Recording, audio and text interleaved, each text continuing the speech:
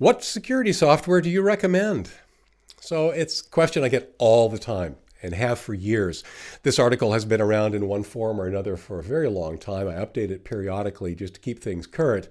But in the last few years, the recommendations actually haven't changed all that much. What security software do you recommend? I have recommendations for specific security software and techniques in various places on the site. Here's a short summary. I'm Leo Notenboom. This is AskLeo.com. Question: what security software should I use? What antivirus is the best? How about a firewall? And what about spyware? Should I use one of the all-in-one packages that claim to do everything? Is there anything else I need? As you might imagine, I get questions like this all the time. Here's a short summary of my current recommendations. The short version. Most home and small business users who don't want to think about it too much should simply get a router, even if you have only one computer. This will be your primary firewall. Use Windows Defender already installed in Windows 8, 8.1, and 10, or install the free Microsoft Security Essentials for earlier versions of Windows. This will be your antivirus, anti-spyware, and malware scanner. Make sure Windows Update is on to keep your computer as up-to-date as possible. Make sure Windows Firewall is on when you travel, or just leave it on all the time. That's it. Good basic protection in 4 steps with only one download. Basic security software. Windows Defender. Windows Defender comes pre-installed in all recent versions of Windows. In fact, Microsoft has doubled down on its commitment to Windows Defender in Windows 10 and seems to be improving it with every release. Defender does a fine job of detecting malware and does so without adversely impacting system performance or nagging you for renewals, upgrades, or upsells. It just does its job quietly in the background, exactly what you want from your anti-malware tool. Sidebar: Windows 7 or earlier? If you're running a version of Windows prior to Windows 8, you'll want to download and install Microsoft Security Essentials, MSE. It's the same as Windows Defender, except it's not pre-installed and it's not as aggressively improved. Important: the Windows Defender you might find pre-installed on some earlier versions of Windows is not the same. It's only an anti-spyware tool. Current versions of Windows Defender and Microsoft Security Essentials are full anti-malware tools. The ratings game. Every so often, Windows Defender comes under fire for rating lower than the other security packages in tests published online. As a result, every so often I get pushback, often angry pushback, that Windows Defender remains my primary recommendation.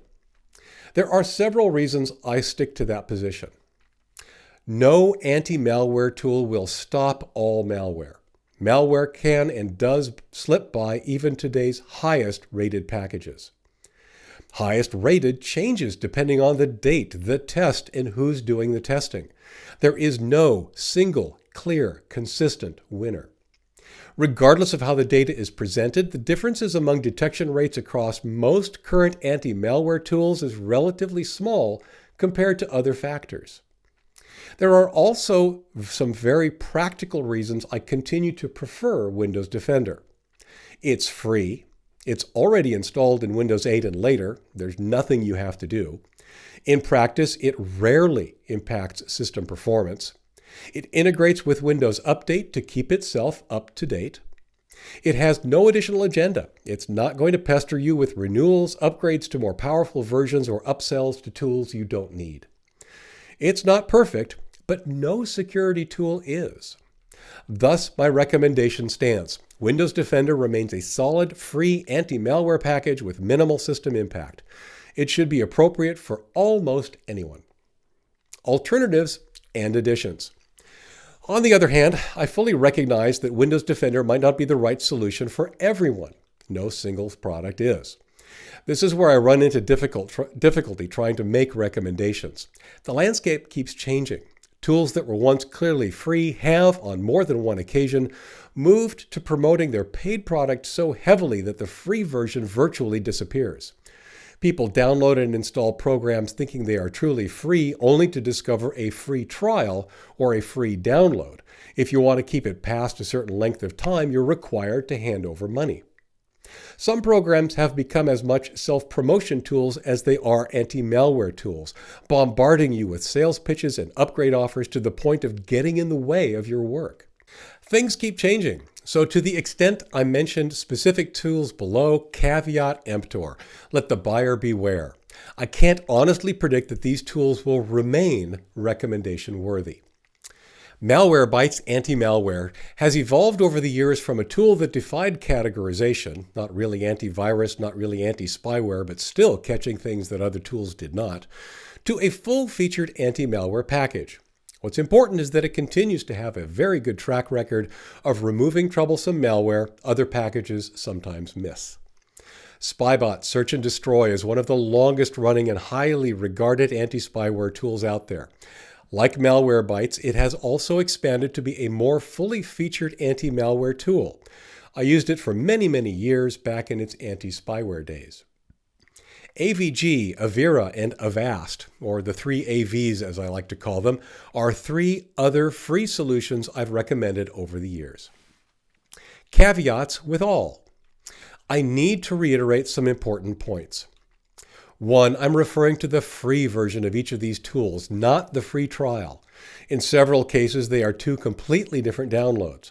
A free trial is just that, a trial, typically of a more fully featured product. Unless you know otherwise, the truly free version of these tools would be my recommendation.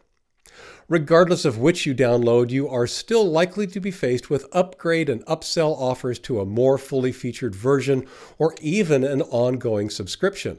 Unless or until you know you want this, always decline.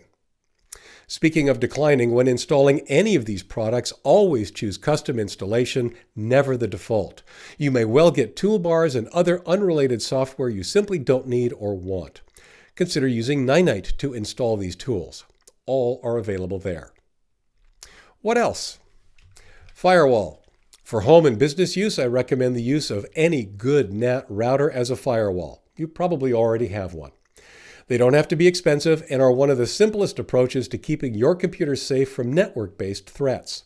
If all the computers on a local network side of a router can be trusted, there's no need for additional software firewall. When traveling, if you don't trust the kid's computer connected to the same network as your own, I recommend turning on the built-in Windows firewall. In recent versions of Windows, it's likely already on by default. There's often no harm in leaving it on, but it can occasionally get in the way of some local machine-to-machine activities like sharing files and folders. Backup.